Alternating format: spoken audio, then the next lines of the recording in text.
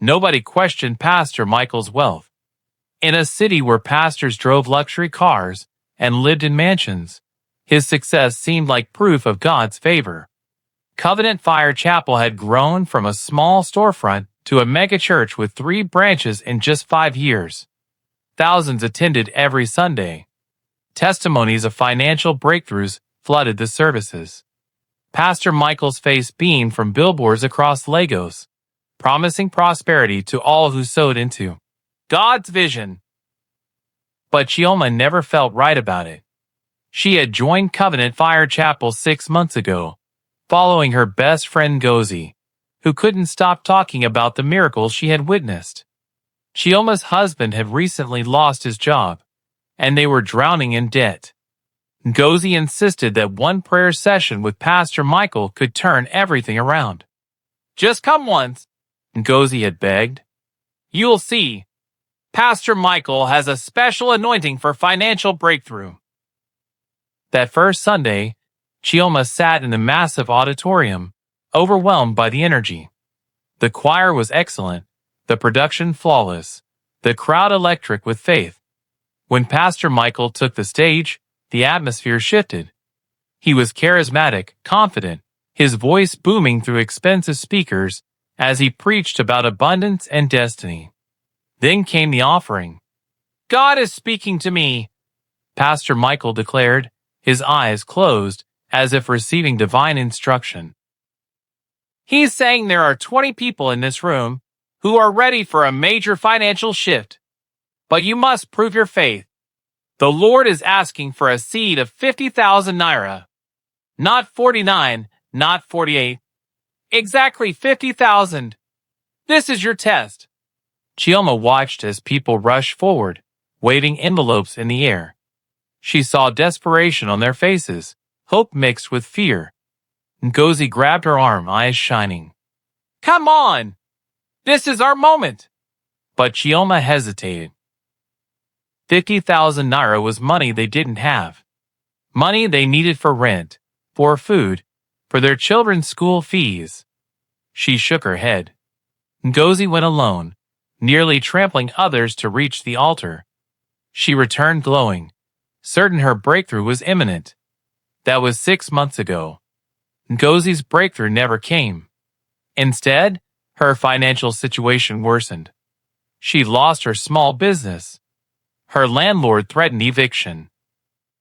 But every Sunday, she returned to Covenant Fire Chapel, sowing more seeds, believing the next offering would be the one that unlocked her destiny. Chioma kept attending, partly to support her friend, partly because her husband Emeka had started going and found comfort in Pastor Michael's messages. But she watched, and she noticed things. She noticed that the people who gave the most seemed to struggle the most. She noticed that Pastor Michael's lifestyle grew more extravagant, while his congregation grew poorer. She noticed the subtle manipulation in his sermons, the way he made people feel guilty for not giving enough, the way he positioned every financial struggle as a lack of faith. But what she noticed most was the children. Covenant Fire Chapel ran an orphanage on the church compound. Pastor Michael often brought the orphans on stage during fundraising appeals, their sweet faces tugging at the congregation's hearts. "These precious souls need our help," he would say, tears glistening in his eyes. "Every seed you sow goes directly to feeding, clothing, and educating these angels." The offerings poured in. Millions of naira every month, designated specifically for the orphanage. One Saturday, Chioma's daughter Adiz volunteered to donate clothes to the orphanage as part of her school's community service project. Chioma decided to accompany her, thinking it would be a simple drop-off. The orphanage building was at the back of the church compound, away from the main sanctuary. When they arrived, a tired-looking woman in her 50s answered the door. Her name was Sister Patience, and she managed the facility. "Thank you so much for the donation," Sister Patience said, accepting the bags of clothes. But her voice lacked warmth. She looked exhausted, her uniform worn and faded. Chioma glanced past her into the building. What she saw made her heart sink. The walls were cracked and peeling. The furniture was old and broken. Through an open door, she could see children sitting on the floor eating from chipped plates. Their clothes were threadbare. The entire place had an air of neglect that stood in stark contrast to the opulent main church building just 50 meters away. "Sister Patience," Chioma said carefully, "how many children are here?" 43 at the moment," the woman replied. "And the church provides everything you need?" Something flickered in Sister Patience's eyes. She glanced around as if checking for listeners, then lowered her voice. "Sister, I've been running this orphanage for 7 years. The church gives us barely enough for 1 meal a day. The children sleep 3 to a mattress. We have no proper medical care. I use my own salary to buy basics they need." Chioma felt her stomach turn. "But Pastor Michael raises millions for this orphanage. Every month. Where does the money go?" Sister Patience's face hardened. "You seem like a good woman. Let me show you something." She led Chioma to a small office and pulled out a ledger. The numbers told a devastating story. The orphanage received exactly 50,000 naira monthly from the church. 50,000 for 43 children. Yet Pastor Michael raised upwards of 5 million naira every month in designated orphanage offerings alone. "Where does the rest go?" Chioma whispered. "Where do you think?" Sister Patience said bitterly. "I tried to raise this with the church board 2 years ago. They threatened to fire me. I have nowhere else to go, so I stay and do what I can with nothing." Chioma left the orphanage feeling sick. That night, she couldn't sleep. She kept seeing those children's faces, kept thinking about the millions of naira that were supposed to help them, but disappeared into Pastor Michael's pockets instead.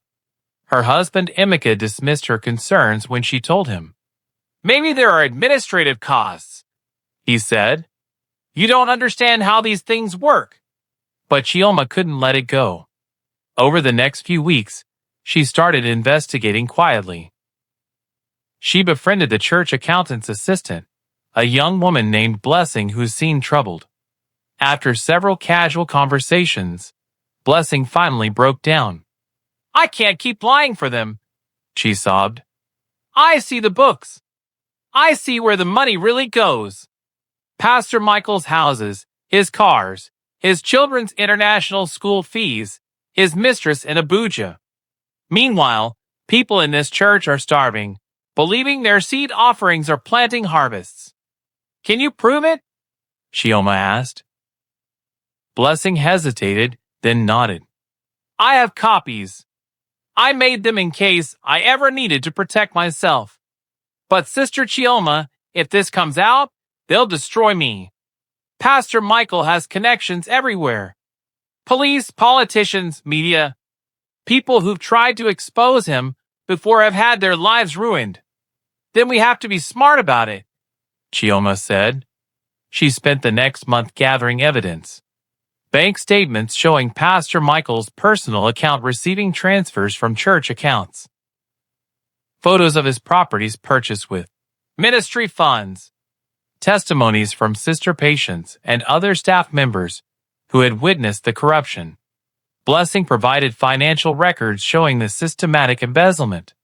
But Chioma knew evidence wasn't enough. Pastor Michael had too much power, too much influence. She needed something bigger, something undeniable. The opportunity came when Pastor Michael announced a special Millionaires conference at the church.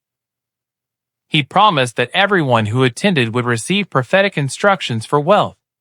The ticket price was 20,000 naira per person. Thousands registered. Chioma registered too. But she also contacted an investigative journalist named Femi, who had a reputation for exposing religious fraud. She showed him everything she had gathered. "This is solid," Femi said, reviewing the documents. "But we need him caught in the act. We need video evidence of him explicitly acknowledging the fraud."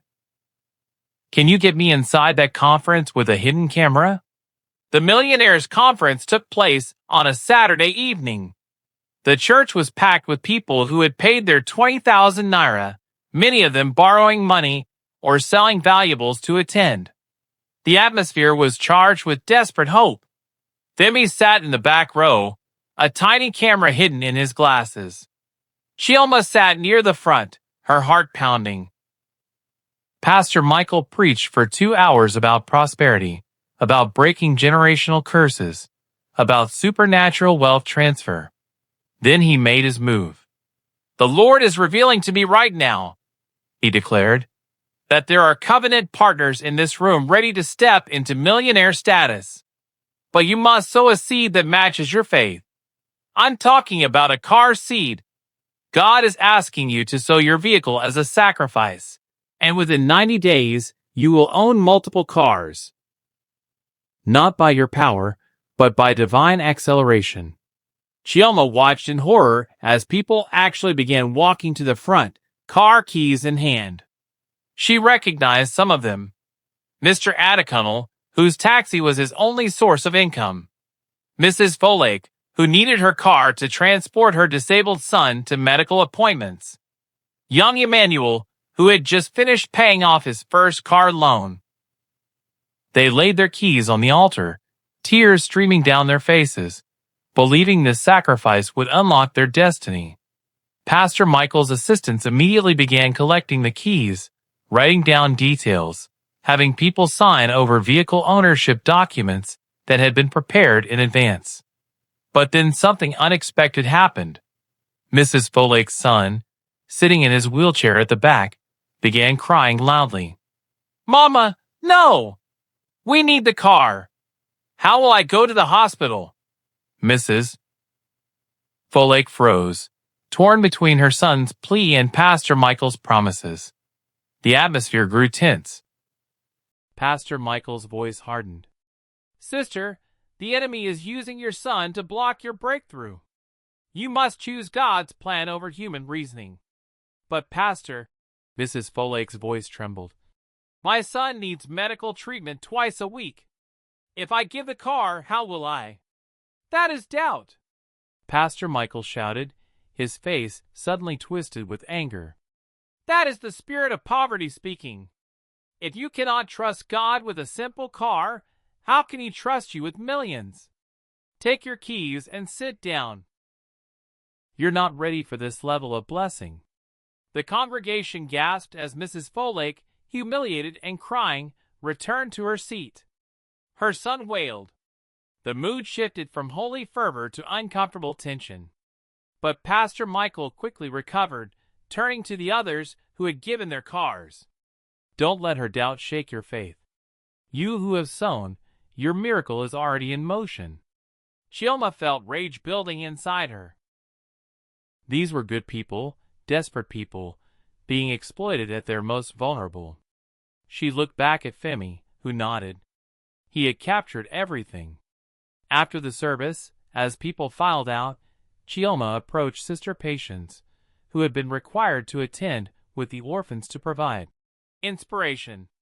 "It's time," Chioma whispered. "Are you still willing to speak on record?" Sister Patience looked at the orphans, thin and tired, then back at Pastor Michael, who was laughing loudly while his assistants drove away in the newly acquired vehicles. "Yes," she said firmly. "I'm ready." Over the next week, Femi worked on the exposé. He interviewed former church members who had been financially ruined by seed offerings.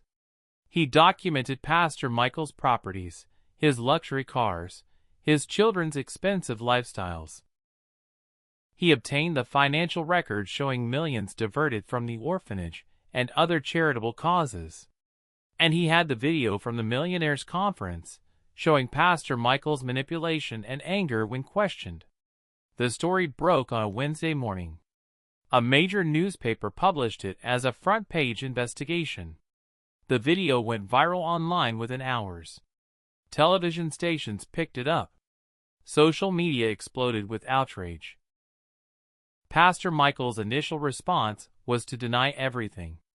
He called it a satanic attack and urged his congregation to ignore lies from the pit of hell. That Sunday, his loyal followers filled Covenant Fire Chapel, ready to stand by their pastor. But then Sister Patience held a press conference at the orphanage, with all 43 children standing behind her. She showed the ledgers, the receipts, the disparity between what was raised and what was received. She showed the children's living conditions, while displaying photos of Pastor Michael's mansions.